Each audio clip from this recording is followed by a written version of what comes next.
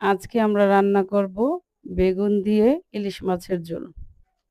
এর জন্য ভাজা মাছের তেলগুলো দিয়ে দিয়েছি। দিয়ে দিলাম পেঁয়াজ। পেঁয়াজগুলো ভালো করে নাড়িয়ে দিব। নাড়ানো শেষ হলে পেঁয়াজগুলো ভেজে গেলে দিয়ে দিব মরিচ ফাঁকি, দিয়ে দিলাম হলুদ ফাঁকি, এরপর দিয়ে দিব পরিমাণ মতন লবণ। এরপর ভালো করে নাড়িয়ে দিব। এরপর দিয়ে দিব পানি। পানি দেওয়া শেষ হলে কিছুক্ষণ এভাবে রেখে দিব। উপরে তেল উঠে আসলে বেগুনগুলো দিয়ে দিব।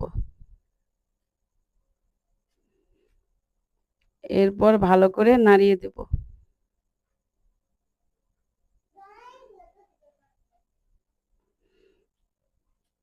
এভাবে কিছুক্ষণ নাড়ানোর পর দিয়ে দিব পরিমাণ মতন পানি।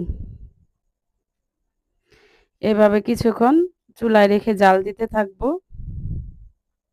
এরপর কিছুক্ষণ পরে দিয়ে দিব মাছ, ভাজা মাছগুলো। এভাবে আবার কিছুক্ষণ জাল দিয়ে দিব কাঁচামরিচ।